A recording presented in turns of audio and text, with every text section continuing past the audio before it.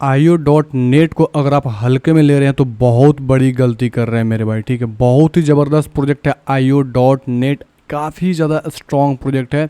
क्यों स्ट्रॉन्ग है वो बताने वाला हूँ।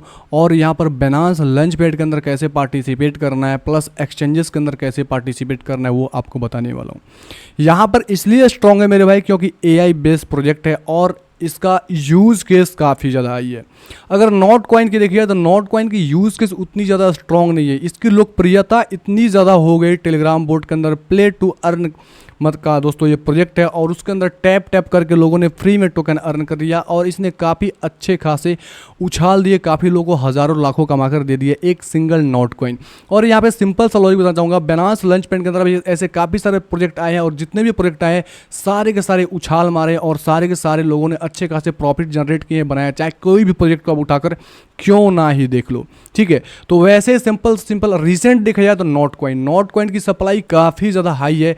देखी जाए तो 102 आपको बिलियन का सप्लाई है, मतलब एक मीम कॉइन है।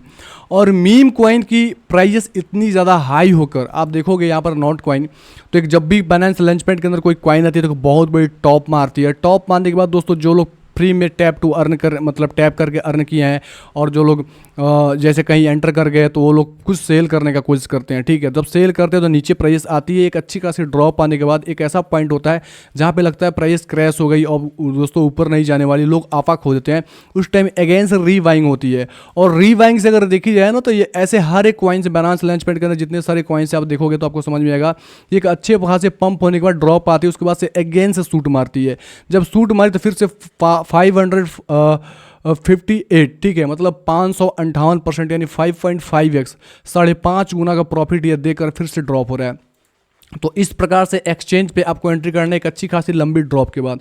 वो कैसे होगा वो तो बाद की बात है, कैसे एंट्री करना है मैं आपको बताऊंगा टेलीग्राम के अंदर। तो मेक श्योर आपने टेलीग्राम चैनल ज्वाइन किया होगा, अगर नहीं किया होगा तो लिंक डिस्क्रिप्शन बॉक्स में कमेंट बॉक्स में टॉप पे, वहाँ से टेलीग्राम चैनल जरूर से ही ज्वाइन कर ले।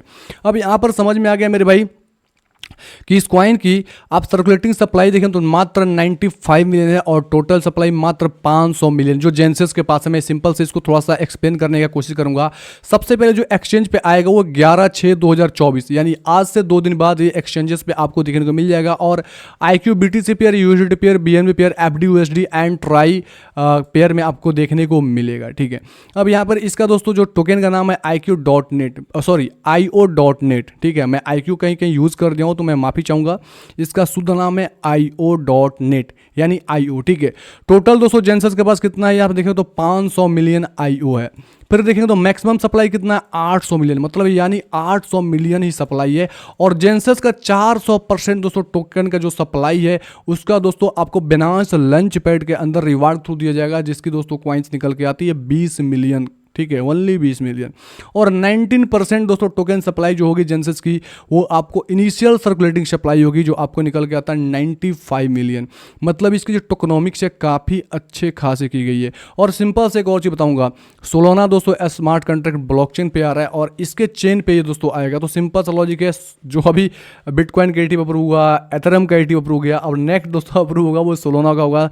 ये काफ़ी ज़्यादा एथेरियम के बाद दोस्तों एक ज़बरदस्त कॉइन है। काफ़ी लोग इसको एथेरियम किलर बोलते हैं, मैं इसको एथेरियम किलर तो नहीं बोलता, लेकिन हाँ इसके अंदर एक गट्स है, एक अच्छा खासा ये प्रोजेक्ट है और इसकी भी ATP बहुत जल्दी अप्रूव होगी। और सोलोना इकोसिस्टम वाले कॉइन काफ़ी अच्छे खासे मोमेंटम देंगे, इसमें कोई सोचने की बात नहीं है। दूसरी चीज़ प्रोजेक्ट इसलिए भी बड़ी हो जाती है क्योंकि सोलोना और एप्टॉस जैसे कंपनी से इनकी पार्टनरशिप है। आपको समझ में आ गया इसकी स्ट्रांगनेस कितनी ज़्यादा है। ये बाकी सारी डिटेल्स आप यहाँ पे जाके खुद देख सकते हैं। इनका ऑफिशियल ट्विटर हैंडल आपको फॉलो कर सकते हैं जहाँ पे और भी आपको डिटेल्स सारी मिलेगी। अब दोस्तों बात करूँगा इनकी वेबसाइट के बारे में। मैंने वेबसाइट पर क्लिक मार के ऐसे कुछ देखा तो आपको मुझको समझ में आया मेरे भाई कि ये इंटरनेट का एक GPU है, ठीक है। और एक क्लिक के अंदर दोस्तों अपनी सारी मनोकामनाएं को पूर्ण कर सकते हो। मनोकामना इन द सेंस बोलना चाहूँगा कि यहाँ पे जिन लोगों की GPU की नीड है, GPU की ज़रूरत है, एक हाई स्पीड चाहिए, उनके लिए दोस्तों सिंगल क्लिक के अंदर ही काफ़ी ज़्यादा आपको बढ़िया दोस्तों चीज़ प्रोवाइड करेगा। बेटर है, फास्टर एंड चीपर है।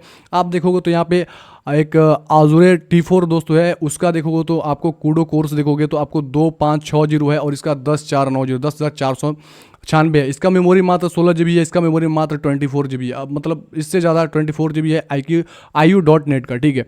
अब यहाँ से सिंपल सा मैं मतलब बताना चाहूँगा कि अगर आपको 5G यूज़ करने को बोला जाए और 4G यूज़ करने को बोला जाए, दोनों में से कोई एक बोला जाए, तो आप क्या करोगे? 5G लोगे, क्योंकि 5G के स्पीड मोर देन एक्सपेक्टेशन से ज़्यादा है। 4G के अकॉर्डिंग देखोगे तो काफ़ी ज़्यादा हाई स्पीड है और उसको लोग ज़्यादा प्रेफर करेंगे 5G यूज़ करने में।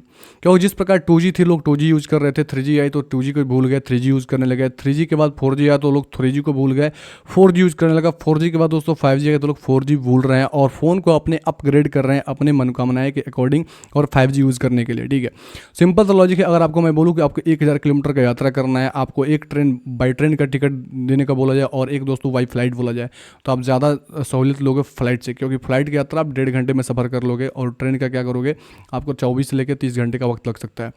100x मोर GPUs दोस्तों फास्टर है बाकी सारे जो कंपटीटर्स है। अब यहाँ पे कंपटीटर की बात बोलिए, कंपटीटर को है स्टोर, जिनका कंपटीटर है, इनका कंपटीटर आपको सिया कॉइन हो गया। ठीक है, तो इनका कंपटीटर आपको file coin FIL feel coin है बेसिकली, वो हो गया। तो कंपटीटर के मुकाबले काफ़ी ज़्यादा हाई है, क्योंकि उनके मुकाबले ज़्यादा अपग्रेडेड है। आपको सिंपल सा लॉजिक में बता दूंगा कि जिन भाइयों को GPU का नीड है, काफ़ी ज़्यादा हाई क्वालिटी का GPU लोग यूज़ करते हैं, अब उनको आर्टिफिशियल इंटेलिजेंस के मदद से काफ़ी ज़्यादा सहूलियत प्रदान करेगा ये IO.NET कॉइन। ठीक है, अब यहाँ पर चलते हैं Binance लंचपैड के अंदर। और Binance लंचपैड के अंदर क्या चीज़ है, तो Binance लंचपैड के अंदर देखिए तो IO को सिंपल से स्टेक करने के लिए आपको क्या करना पड़ेगा, मोर के ऑप्शन पे जाओगे और यहाँ पे लंचपैड आपको सर्च करोगे, आप लंचपैड लंच पूल का ऑप्शन देगा, इस पर क्लिक मारोगे तो आप सिंपल तरीके से आ जाओगे इस पेज के ऊपर। और यहाँ पर जाकर आपको FDUSD होना चाहिए, जैसे USDT होता है वैसे FDUSD Binance का टोकन्स है, या तो ये होना चाहिए, नहीं तो आपको Binance का कॉइन होना चाहिए।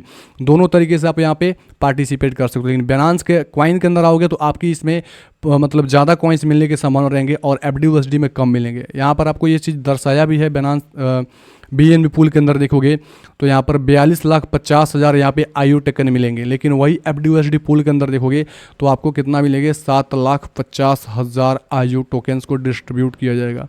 ठीक है ना, आपकी जितनी वहाँ पे जो कॉइन्स मतलब पुट करोगे ना, FDUSD डालते हो तो उसके अकॉर्डिंग उसमें से आपके टोटल जो दोस्तों कैपिटल लॉक कर रहे हो उसके अंदर, मतलब माइनिंग के लिए, फार्मिंग के लिए लॉक कर रहे हो, उसके अकॉर्डिंग आपको वहाँ पे प्रोवाइड किया जाएगा। और आपके जो भी फंड है BNB हो या FDUSD हो, आपको फिर रीबैक आपके स्पॉट वॉलेट में दे दिए जाएंगे। ये रहा इसकी खिचड़ी। अब दूसरी चीज़ आपको समझना चाहिए मेरे भाई, दूसरी चीज़ बताना चाहता हूँ, हमारे चैनल पे नया है, चैनल को सब्सक्राइब करके नोटिफिकेशन ऑल पे सेट कर लें ताकि क्रिप्टो के लेटेस्ट अपडेट सबसे पहले आपको मिल पाए। यहाँ पे जेन्युइन अपडेट दी जाती है, बिटकॉइन की एनालिसिस की जाती है, आपको सही गाइडलाइन प्रोवाइड की जाती है, प्लस आपको सीखने समझने में काफ़ी ज़्यादा सहूलियत प्रदान भी होता है। अब बात करता हूँ यहाँ पर, जैसे सपोज कि आप क्या करो कि आपने फार्मिंग नहीं की, ठीक है, तो फार्मिंग नहीं की तो आपको दूसरा रास्ता है, जैसे एक्सचेंजेस के ऊपर आती है तो एक अच्छी खासी सूट मारती है, सूट में जाने दो। और एक जब सूट मारने के बाद ये उतना ज़्यादा क्रैश नहीं होगा जितना क्रैश जैसे नॉट कॉइन कर गया, तो ये मत सोचो कि बिल्कुल नीचे धड़ाम से आएगा। जैसे एप्टॉस ने देखोगे तो एप्टॉस को मैं दिखाना चाहूँगा। सबसे पहले APT का चार्ट लेते हैं। APT ने काफ़ी अच्छे खासे एक स्ट्रॉन्ग प्रोजेक्ट होने के बावजूद भी एक अच्छा खासा डीप लगाया और डीप में लोगों को एंट्री करने का एक ऑफर दिया, मतलब एक क्या हुआ, एंट्री करने का मौका दिया।